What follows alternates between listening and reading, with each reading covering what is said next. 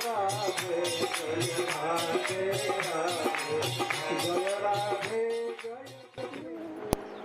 भगवान अपने चरण कमल से क्यों छुए उसको, क्यों मारे, मारना ही अर्थ ले लीजिए, क्यों मारे अपने चरण कमल से।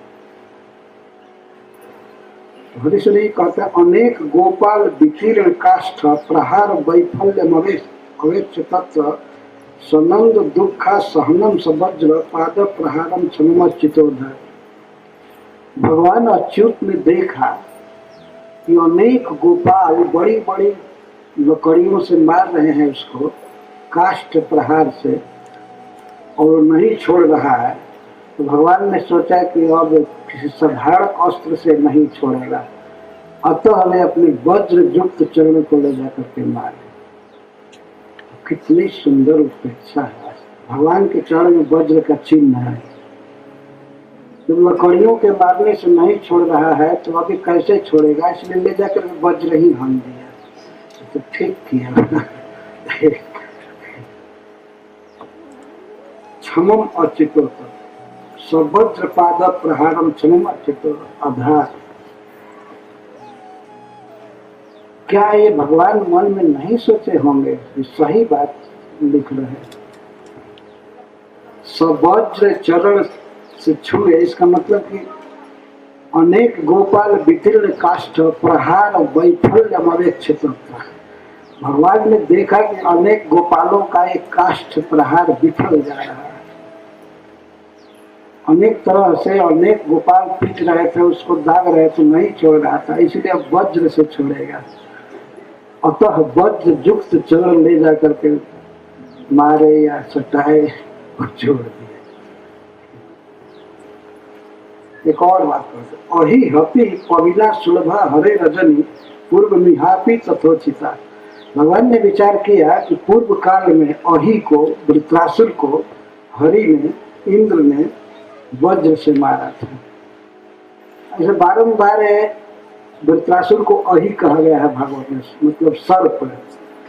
सर्प के वो ग्रस लिया था इंद्र को और हाथी को भी वृत्रासुर, इसलिए उनको बार बार अहि कहा गया है, सर्प कहा गया है वृत्रासुर को। तो भगवान ने सोचा कि पहले एक सांप हुआ था, उसको हरि ने वज्र से मारा था, तो इसीलिए ये हरि भी अब वज्र चला रहे हैं इस सांप पर। इस सांप पर हरि भी वज्र चला रहे।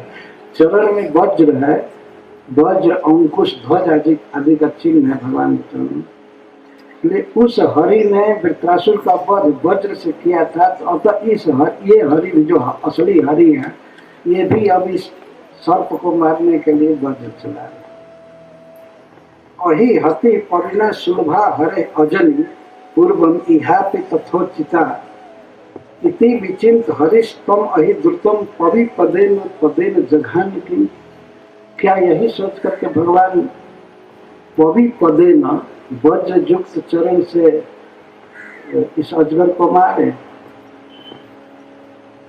किन, क्या ये सोच करके मारे? जो भी हो, एक बहुत सुंदर उपेक्षा है। भगवान के चरण कमल का ध्यान होता है।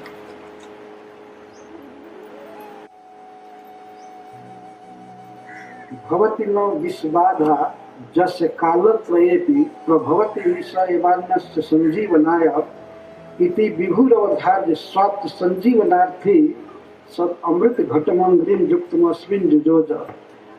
भगवान श्री कृष्ण के चरण कमल में एक घट का चिन्ह है, अमृत से भरा हुआ घट, घड़े का चिन्ह है, जो घट वो अमृत से भरा हुआ है। तो भगवान ने अपने चरण से इस घड़े का प्रयोग क्यों किया अजगर के लिए या नंद बाबा के लिए, इस पर हरिश्री जी कहते हैं भवति नो विश्वाधा जस्य कालत्रयेपि। जिस व्यक्ति को कभी भी तीनों काल में विष बाधा नहीं होती है, वही व्यक्ति अन्य से दूसरे के लिए संजीवन का काम कर सकता है, उसको जिला सकता है, दीर्घजीवी बना सकता है या विपत्ति से मुक्त कर सकता है। इति विभु अवधार, ऐसा सोच करके भगवान ने अपने चरण कमल का प्रयोग किया नंद को मुक्त करने के लिए। भगवान ने सोचा कि हमारे पिताजी विपत्ति में फंसे हैं, दुख में फंसे हैं, तो अब किस दिन के लिए अमृत का घड़ा काम आएगा, आज ही इसका प्रयोग करना। तो अमृत का घड़ा संजीवन आया, अपने पिता के संजीवन के लिए श्री कृष्ण ने प्रयोग किया। इस तरह भगवान के चरण में अमृत घट है, उसका प्रयोग किया किसके लिए? नंद बाबा के जीवन के लिए। तो विषैला सांप पकड़ लिया था तो मर गए होते। तो अच्छा अपेक्षा है कि भगवान के चरण में अमृत पात्र है, अतः नंद बाबा के जीवन के लिए उन्होंने उसका उपयोग किया। सद दुर्लभम पद्महम निजम अर्पयामि तस्मै विपत् स्थिति जुषे द्विषते पितेस्तोषा यह सम्मुखीकृत मदिष्ट जनस्त्री से नागोदितात्विक है दत्ता पदम स्वम। भगवान एक सिद्धांत यहाँ कह रहे हैं। भगवान उस शत्रु को या उस सर्प को अपना चरण कमल क्यों दिए, इस पर कहते हैं कि जो विपत स्थिति में है और द्रोह भी करता है। विपत स्थिति मतलब जिसको पैर नहीं है, तो विपत स्थिति तो सर्प के लिए कह रहे। एक तो बेचारा वो भी विपत में है, ब्राह्मणों का साप था उससे विपत में था, और दूसरे सचमुच पैर नहीं था उसको।